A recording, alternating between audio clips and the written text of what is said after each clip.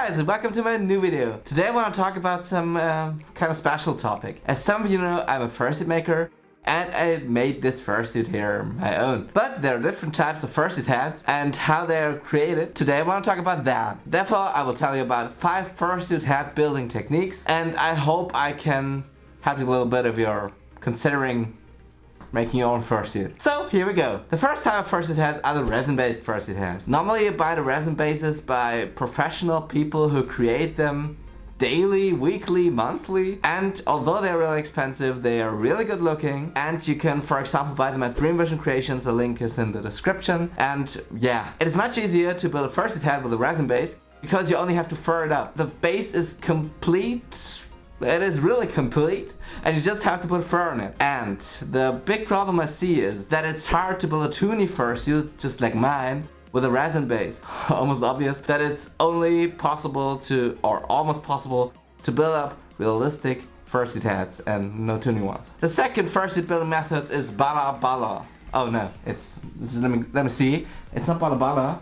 It is balaclava, sorry. The principle is very easy. You take a styrofoam hat, you put a ski mask over it and started to cover it with foam. That's the way I created this fursuit, and also my other one. I think you don't know yet.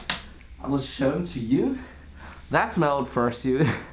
my old fursuit hat, and it's made of balaclava too. The big advantages are that the fursuit hats tend to become really small. They're light. The fursuit hat can be realistic, it can be toony. You should be experienced in 3D modeling, at least a little bit, because you start from nowhere. You just have the ski mask and you have to start covering and modeling it with foam. And if you really have no idea of 3D modeling, then maybe it might be a little too difficult for you. So if you're not experienced in 3D modeling, I'd advise you to use another fursuit building style, type, whatever. I hope you understand it's really hard to talk in a foreign language in a video and you're not sure about everything, and therefore it sounds a little weird and tricky.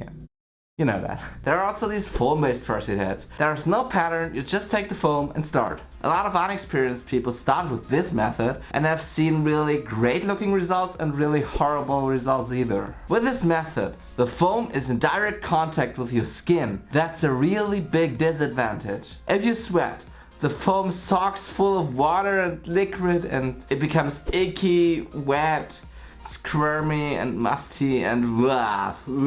I've already seen that. The fourth style is called Cobra cast. It's a really new and not really common way of modeling a fursuit hat. You can heat it and then start deforming it until it's the way you like it. And then you let it cool down and it stays the way you deformed it. But I've also heard that the modeling might be a little difficult, so I think you need some experience to do that. But if you are experienced, the result might be really, really wonderful looking. But as I've also read, it's good for making horns for dragons and everything. Cobra cast is the perfect material for that. The last type is mesh. I know it might sound a little strange and a lot of people don't know what I mean when I say mesh, but it's a thing you put into drip rails to avoid leaves and stuff. You can get it in each building center. You can use it to create a rough form of the fursuit hat and start modeling that with foam.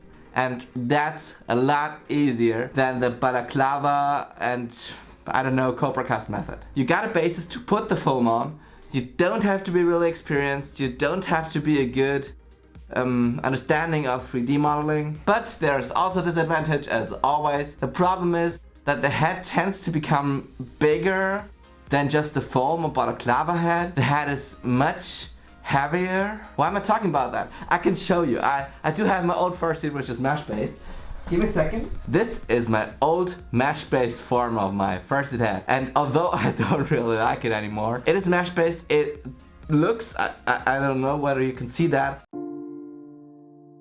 It's bigger than my other one. It's twice or triple the weight of my balaclava fursuit hat. It's not very comfortable. It's really, well, I can't wear it more than, I don't know, 2 or 3 hours. Then it's starting to hurt there and almost everywhere. So I would advise every one of you who is interested in fursuit building and has no idea how to do that to start with a mesh fursuit hat. And if you do have questions, put them down below and I'll try to answer and help every single one of you. So, to come to an end, which of these fursuit hat making methods or types of fursuit hats do you like most? Do you have personal experience with one of these types? Just tell me you know where. I hope I was able to help you. On the right, just here, you can get to 2 other videos. The one is the Guess the Fursuiter game I played with Vanmar and Quest. It was so funny and so, well, spontaneously. And below you can get to the video where I tell my family I'm a furry. If you like that video, please give it a thumbs up, subscribe if you haven't done that yet. I hope you're having a nice, positive, fluffy and cuddly day. See ya. Bye.